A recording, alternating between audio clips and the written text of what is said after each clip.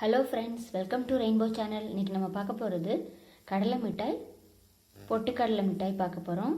So ரொம்ப சிம்பிளாகவே செய்கிறது எப்படின்னு பார்க்கலாம். அதுக்கு தேவையானது வேர்க்கடலை 1 கிளாஸ், பொட்டுக்கடலை 1 கிளாஸ், ஒரு 7-8 ஏலக்காய், தேவையான அளவு வெல்லம் எடுத்து வச்சுருக்கோம். இப்போது வேர்க்கடலையை வறுத்துடலாம்.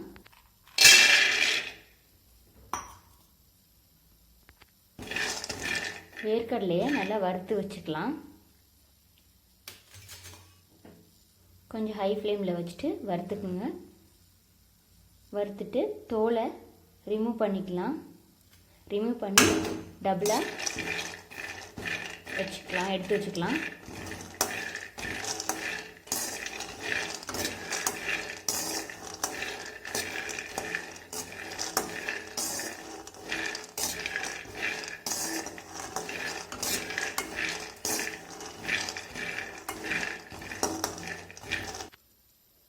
அதுக்கு முன்னாடி ஏலக்காயை நல்லா பொடி பண்ணி வச்சுக்கலாம், பவுடர் ஆக்கிக்கலாம்.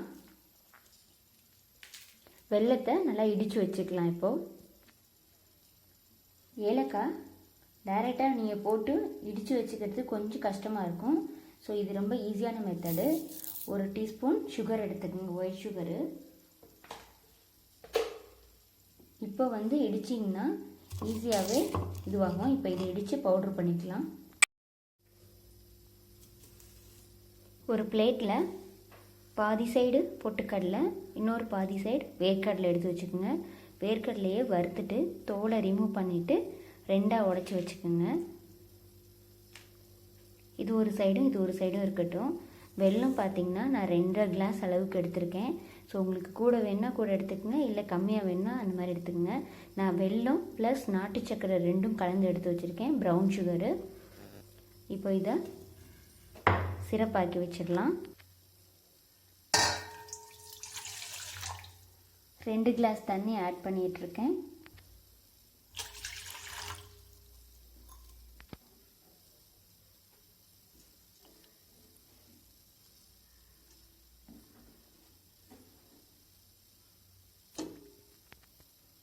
இப்போ இது நல்லா கொதிக்கட்டும்.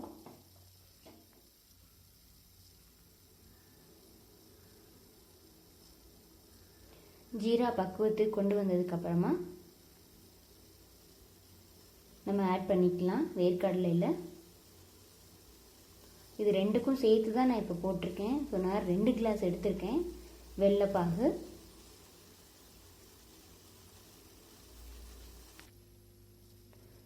பாகு ரெடி பண்ணி வச்சுருக்கிறத ஃபில்ட்ரு பண்ணிக்கலாம். ஏன்னா தூசி இந்த மாதிரி டஸ்ட் அதிகமாக இருந்துச்சுன்னா அது ரிமூவ் ஆகிடும்.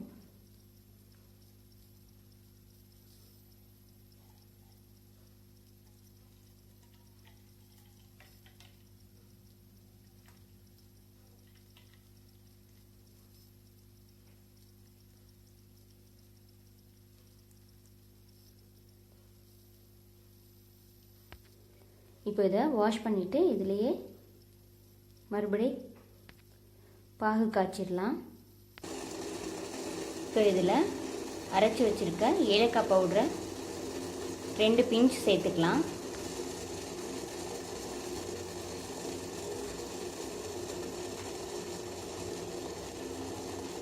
போதும், 2 பிஞ்ச் சேர்த்தாச்சு. நல்லா ஃப்ளேவர் கொடுக்கறதுக்கு இது. இப்போ இதை நல்லா பாகு கன்சிஸ்டன்சிக்கு நல்லா காய்ச்சிக்கலாம்.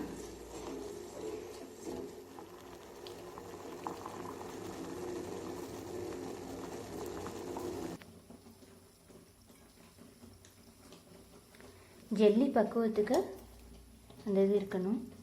பாருங்கள், ஒட்டவே ஒட்டாது. இப்படி இருந்தால் தான் நம்ம வேர்க்கடலையும் பொட்டுக்கடலையும் ஊற்றுறதுக்கு அந்த ஜீரா நல்ல பக்குவமாக இருக்கும். 2வது கடலை மிட்டாய் பக்குவத்துக்கே நல்லா வரும்.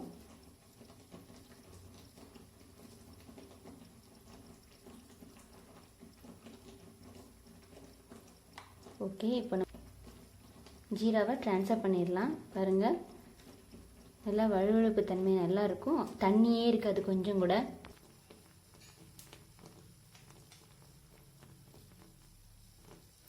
ஆஃப் பண்ணிடலாம். இப்போது நான் ஒரு 10 to 20 மினிட்ஸ் நல்லா பாயில் பண்ணியிருக்கேன்.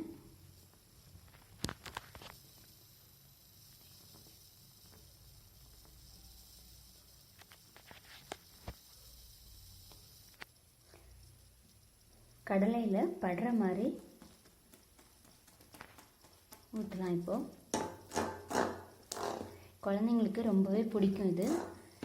நம்ம வெளியில் போயிட்டு ஸ்நாக்ஸு அது இதுன்னு வாங்குறதுக்கு கெமிக்கல் ஐட்டம் மாதிரி வாங்குறதுக்கு பதிலாக இது வீட்டிலேயே நம்ம செஞ்சு கொடுத்தோன்னா ஹெல்தியும் கூட.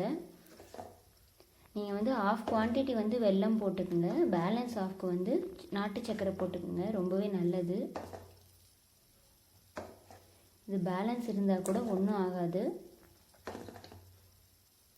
இதை நல்லா பீட் பண்ணி விட்டுட்டு, ஏன்னா அடியில் ஜெல்லி பக்குவத்துக்கு அப்படியே நின்றும். ஸோ நல்லா மிக்ஸ் பண்ணி விட்டுட்டு அதுக்கப்புறமா இதில் ஊற்றலாம்.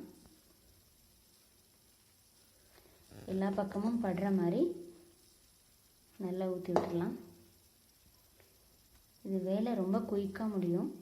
ஸோ நான் வந்து 2 டம்ளர் எதுக்காக உங்களுக்கு சொன்னேன்னா, அப்போ தான் வந்து நம்ம ஃபில்ட்ரு பண்ணுறது கரெக்டாக வரும்.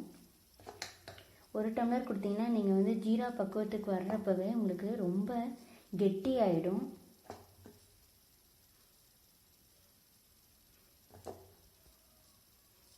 எல்லா சைடும் படுற மாதிரி ஊற்றிட்டு நல்லா மிக்ஸ் பண்ணி விட்டுட்டு ஸ்மாஷ் பண்ணி விட்டுறலாம்.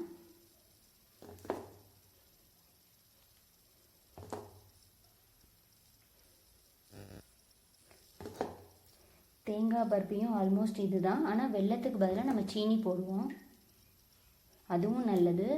நீங்கள் வந்து ஈவினிங் ஸ்நாக்ஸ்க்கு வேர்க்கடலை, கடலை மிட்டாய் இந்த மாதிரி கொடுத்தீங்கன்னா ரொம்பவே ஹெல்தி. வெயிட் போடாத குழந்தைங்க கூட குயிக்காக வெயிட் போட்டுருவாங்க, பசி நல்லா எடுக்கும், விருப்பப்பட்டு சாப்பிடுவாங்க.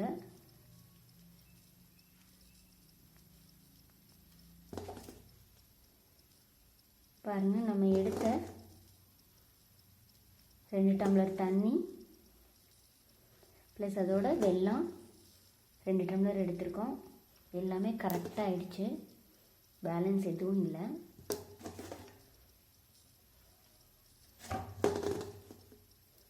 ஓகே, இப்போ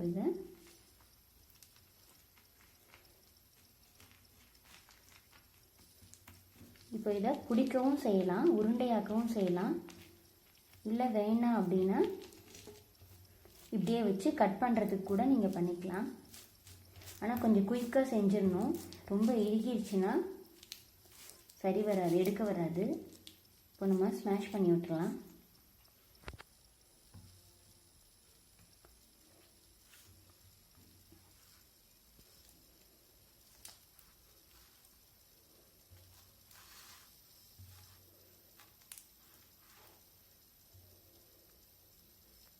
ஓகே, ரெடி பண்ணியாச்சு, அவ்வளோதான். ஸோ இது வந்து ஒரு 1 hour கொஞ்சம் ட்ரை ஆகணும். அப்போ தான் நம்மளால் கட் பண்ண முடியும், இல்லைன்னா பிசு பிசுப்பு தன்மை இருந்துட்டு தான் இருக்கும். ஓகே, ஒரு 1 hour வெயிட் பண்ணலாம்.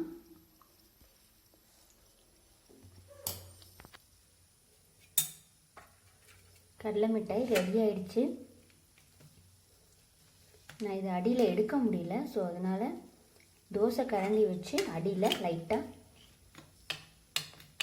ரிமூவ் பண்ணிங்கன்னா ரிமூவ் ஆகிடும்.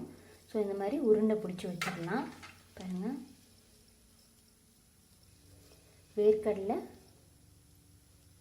பொட்டுக்கடலை உருண்டை ரொம்பவே டேஸ்ட்டாக இருக்கும்.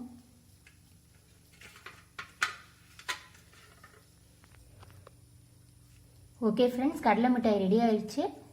இந்த வீடியோ உங்களுக்கு பிடிச்சிருந்ததுன்னா லைக் பண்ணுங்கள், ஷேர் பண்ணுங்கள், மறந்துடாமல் சப்ஸ்கிரைப் பண்ணுங்கள். தேங்க்யூ ஃபார் வாட்சிங் ஃப்ரெண்ட்ஸ்.